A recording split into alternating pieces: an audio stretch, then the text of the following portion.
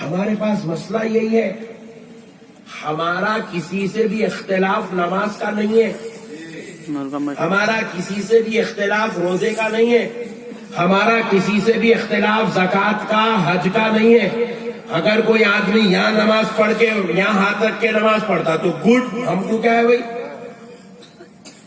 کوئی بولے نہیں ہم یہاں رکھ کے پڑھتے ہیں، ہم بولے ویری گڈ۔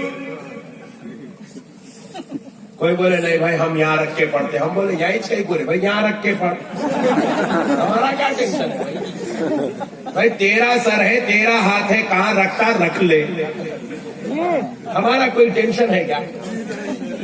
ایک اب آگے تو ایسی ایسی بھی جماعتیں نکلیں گے انشاءاللہ، آپ دیکھتے رہیے، پیشن وہی ہے ہماری۔ اللہ اکبر، جیب میں ہاتھ ڈال دیا۔ قیامت جتنا قریب آتے جائیں گی نا، فتنے اتنے بڑھتے جائیں گے، اتنے انتشارات بڑھیں گے، اتنے جھگڑے بڑھیں گے۔ اب دیکھ رہے نہیں، پہلے یہاں تک چھوڑتے تھے، اب یہاں تک ہوگی، یہاں تک ہوگی۔ پرسوں حج کو گئے تو دیکھا یہاں تک چھوڑ لیا بھائی۔ ارے بولا کائی کو تک چھوڑ لیا، کیا ہو رہے ہو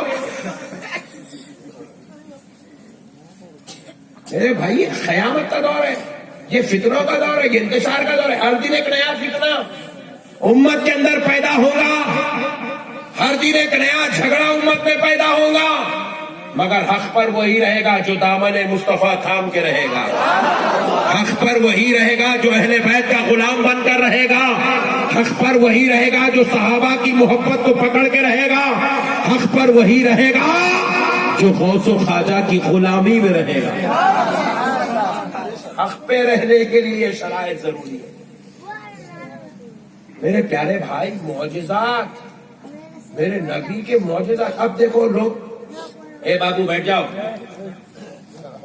بی جے پی کا ذکر ہے۔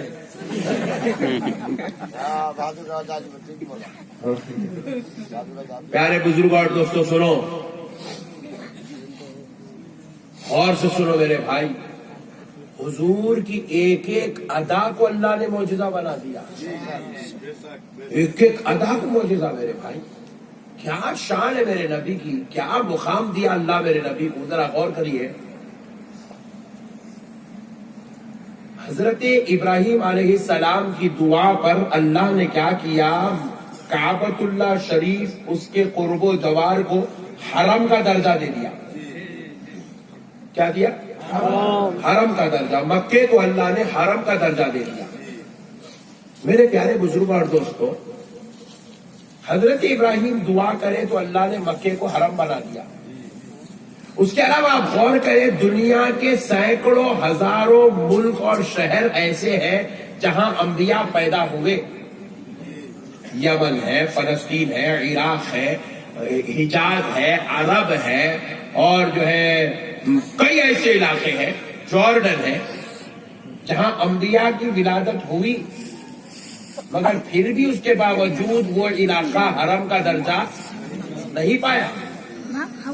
پھر کئی ایسے علاقے ہیں جہاں انبیاء آرام فرما رہے ہیں، کئی ایسے ممالک ہیں جہاں آج انبیاء کرام کے مقدس مزارات ہیں، عراق ہے، ایران ہے، عرب ہے، حجاز ہے، دنیا کے مختلف مقامات پر، مختلف ممالک میں انبیاء اعظام کی مقدس مزارات، ان کی آرام گاہ، لیکن پھر بھی اس کے باوجود وہ علاقے حرم کا درجہ نہیں پائے۔ لیکن میرا نبی حرم میں پیدا ہوا، مکے میں، مکے میں پیدا تو حرم میں ہوا، لیکن ظالموں نے ستایا، تکلیفیں دی، اذیتوں کے پہاڑ توڑے۔ اللہ کی طرف سے حکم ہوا میرے مصطفیٰ مکے سے ہجرت کرو۔ آمینہ کا لال مکے سے ہجرت کیا تو نبی نے کسی اور مقدس شہر کی طرف ہجرت نہیں کیا۔ پوائنٹ ٹو بی نوٹڈ، نبی نے ہجرت کیا تو یثرب کی طرف کیا۔ یثرب وہ شہر جو بیماریوں کا مرکز تھا، جو وبا کا اڈا تھا، جہاں کی ہواؤں میں بیماری تھی، جہاں کی فضاؤں میں وبال تھا، مگر میرے مصطفیٰ نے جب یثرب کو اپنا مسکن بنایا رب نے کیا کیا؟ اب یثرب کو رب نے مدینہ بنا دیا، اور ایسا مدینہ بنایا کہ پیارے مصطفیٰ دعا کرنے لگے، اے اللہ حضرت ابراہیم کی دعا پر تو نے مکے کو حرم کا درجہ دیا، مولا میں دعا کرتا ہوں، تیرا حبیب دعا کرتا ہے کہ مدینے کو مکے کی بنسبت دوگنا حرم کا درجہ آتا ہے۔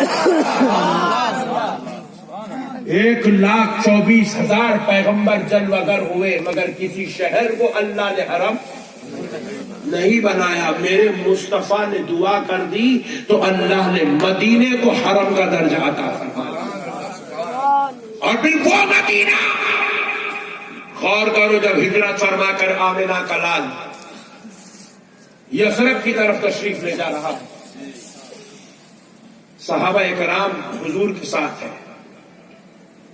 جب صحابہ یثرب پہ داخل ہونے چاہتے تھے تو صحابہ نے کیا کیا، اپنے اماموں کا یہ پیچھے کا کپڑا لیا اور اس کو ایسے منہ پہ رکھ لیا، آنکھ اپنے ناک اور منہ پر اپنے یہ کپڑے کو رکھ لیا۔ حضور نے پلٹ کر پوچھا، صحابیوں تم نے یہ کپڑے سے اپنا ناک اور چہرہ کیوں ڈھانک لیا؟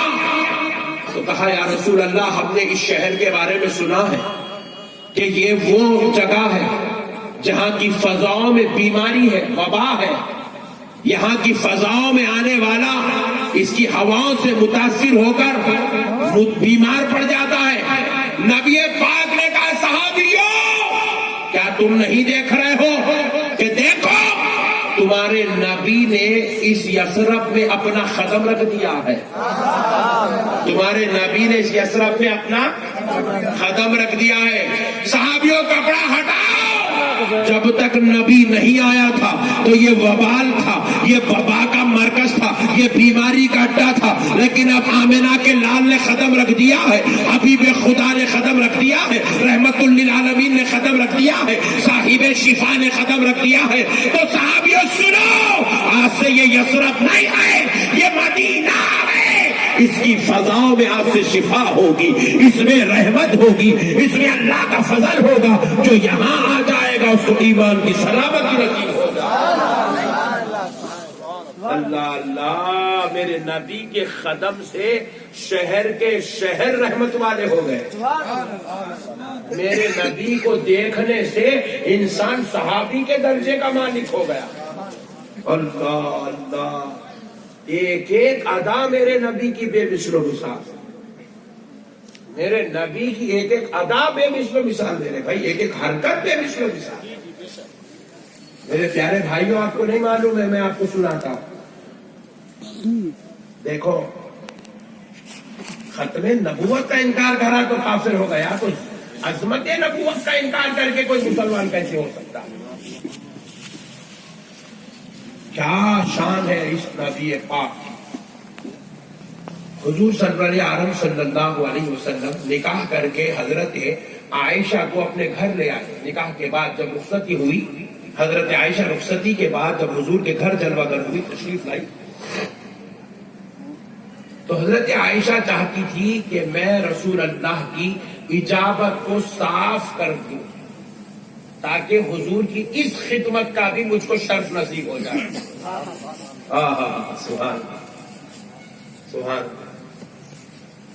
اکثر لوگ آپ بولتے دیکھو ہنو بھی ہمارے برابر ہے، کبھی بیگم کو بولنا ذرا اجابت صاف کر دو بول کے، 3 سال کے لیے اندر ڈال دیتی، یہی بات سمجھ گئے، بہت سمجھتے ہیں، سمجھ کے بھول کے۔ پیارے بزرگ اور دوستوں، غور کرنے والی بات ہے، ہمارے آقا کی خدمت کا شرف چاہتی تھی حضرت عائشہ ام المومنین، زوجہ رسول، محبوب رب العالمین۔ سبحان اللہ سبحان اللہ۔ پیارے بزرگ اور دوستوں، حضرت عائشہ نے چاہا کہ حضور کی یہ خدمت کا شرف حاصل کر لوں کہ حضور کی اجابت کو میں نے صاف کیا ہے، یہ شرط میرے مقدر میں لکھا جائے۔ حضور صلی اللہ علیہ وسلم جیسے ہی اجابت خانہ تشریف لے جاتے، جب حضور واپس تشریف لاتے تو حضرت عائشہ اندر تشریف لے جاتی تاکہ حضور کی اجابت کو صاف کریں، کہ وہ ڈرینیج کا دور نہیں تھا، وہ کوئی فلیش کا زمانہ نہیں تھا کہ فلیش کر دو اجابت پوری چلی جائے، ایسا تو دور نہیں تھا، ڈرینیج نہیں تھی۔ اس زمانے میں کنڈوں میں اجابت کی جاتی، بعد میں وہ کنڈے اٹھا کر پھینک دیا جاتا ایک مقام پر، پھر ان کنڈوں کو رکھ دیا جاتا دھو کر صاف کر کر، پھر اس میں اجابت ہوتی، پھر اس کو پھینک دیا جاتا، پھر اس کو دھو کے رکھا جاتا، یہ دور تھا۔ تو حضرت عائشہ نے چاہا کہ وہ صاف کرنے کا شرف حاصل کر دو، اندر جا کر دیکھتی ہے کہ حضور کی اجابت بولے نہیں ہے۔ حضرت عائشہ نے سوچا کہ شاید حضور نے اجابت نہیں فرمائی۔ پھر دوسرے دن حضور جب اجابت تشریف لے گئے، واپس آئے، حضرت عائشہ پھر داخل ہوتی ہے اجابت خانے میں تاکہ حضور کی اجابت کو صاف کر دوں، دیکھتی ہے کہ دوسرے دن بھی اجابت نہیں ہے، پھر واپس آ گئی۔ پھر تیسرے دن حضرت عائشہ نے چاہا کہ آج تو ضرور اجابت صاف کروں گی۔ حضور اجابت خانے سے واپس آئے تو حضرت عائشہ داخل ہوئی، دیکھتی ہے کہ پھر بھی اجابت، پریشان ہو گئی، پہلے دن بھی نہیں، دوسرے دن بھی نہیں، تیسرے دن بھی نہیں، پریشانی کے عالم میں باہر نکلی، چہرہ بالکل چھوٹا ہے، حضور مسکرا رہے ہیں۔ حضور نے کہا عائشہ میں 3 دن سے دیکھ رہا ہوں کہ جب میں اجابت خانے سے نکلتا ہوں تم اجابت خانہ چلی جاتی ہو، بات کیا ہے؟ حضرت عائشہ نے کہا یا رسول اللہ میں چاہتی ہوں کہ میرے آقا کی اجابت کو صاف کرنے کا شرف حاصل کر لوں، اسے اٹھا کر لے جا کر کہیں رکھنے کا شرف حاصل کر لوں، مگر میرے آقا پر میرے بابا قربان 3 دن سے دیکھ رہی ہوں اجابت نہیں آئے۔ حضور نے فرمایا عائشہ کیا تم نہیں جانتی؟ کہا اللہ اور اس کا رسول بہتر جانتا ہے، عائشہ نہیں جانتی۔ کہا عائشہ سنو، میرے رب نے میری اجابت کسی کو نہیں دکھائی، جب میں اجابت کرتا ہوں تو زمین پھٹ جاتی ہے اور اللہ میری اجابت کو اس زمین کا نوالا بنا دیتا ہے اور پھر زمین مل جاتی ہے۔ میری اجابت کو آج تک کسی نے بھی نہیں دیکھا۔ اللہ اکبر، اللہ اکبر۔ حضور کے اجابت کو اللہ نے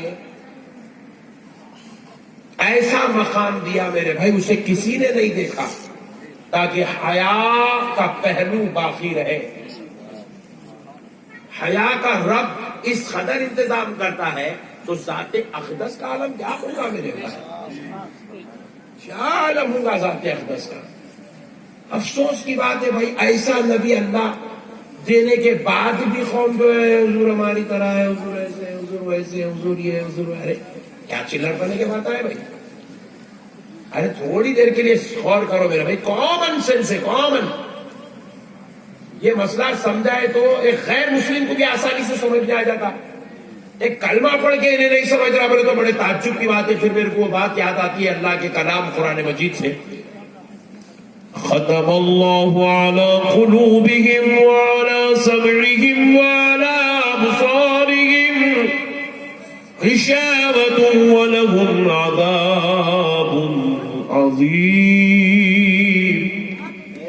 اللہ رب العزت کہتا ہے ہم نے ان کے دلوں پر، ان کی سماعت پر، ان کی بصارت پر مہر لگا دیا ہے۔ اللہ نے مہر لگا دی،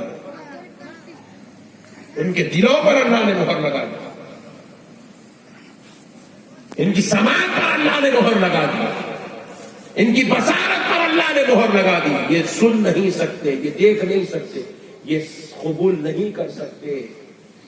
حالانکہ یہ آنکھ والے بھی ہیں، کان والے بھی ہیں، دل والے بھی ہیں، مگر قبول آنکھ والے ہیں مگر پھر بھی نہیں دیکھ سکتے، کان والے مگر پھر بھی سمجھ نہیں سکتے، سن نہیں سکتے۔ کیوں؟ غشاوۃ ولہم عذاب عظیم۔ اللہ نے ان کے لیے دردناک عذاب تیار کر رکھا، اللہ نے ان کے لیے عذاب کا ارادہ کر لیا، اللہ نے ان کو گمراہ کرنا چاہا، اس لیے اللہ نے ان کے دلوں پر مہر لگا دی، حق بات یہ قبول نہیں کر سکتے۔ جو بات میں اب بتانے جا رہا ہوں کامن بات ہے میرے بھائی، یہ غیر مسلم کو بھی سنا انہیں بھی سمجھ جاتا۔ دیکھو میرے بھائی، آپ اپنے ابا کا کلمہ پڑھتے ہیں؟ کون کون اپنے ابا کا کلمہ پڑھتے؟ ہاتھ اٹھاؤ۔ مطلب تقریر سب جنے سن رہے ہیں، الحمدللہ۔ سسر جی کا کلمہ کون کون پڑھتے؟ ہاتھ اٹھاؤ۔ ارے واہ، پورے انڈیا میں پوچھ رہا ہوں، ایک بھی نہیں ملا بھائی۔ پیارے بزرگ اور دوستو، ہم نہ ابا کا کلمہ پڑھتے نہ سسر کا کلمہ پڑھتے، کلمہ تو ہم نبی کا پڑھتے ہیں۔ نہیں، جن کا کلمہ پڑھتے ہیں ان کی عظمت کیا ہے اللہ ہمیں کو سمجھ دے دیا تو یہی ایمان ہے۔ دیکھو ہمارے والد، ابھی تو ہم والد کو نہ ہم ایمان میں داخل کیے، ایمان میں نہیں ہے والد داخل۔ کوئی بیٹا اپنے باپ کو ایمان کے درجے میں نہیں کھڑا کر سکتا، مگر نبی ایمان کے درجے میں ہے۔ نبی ایمان کے درجے میں، باپ ایمان کے درجے میں نہیں ہے، نبی ایمان کے درجے میں ہے۔ کسی کا باپ کافر ہے، بیٹا کلمہ پڑھ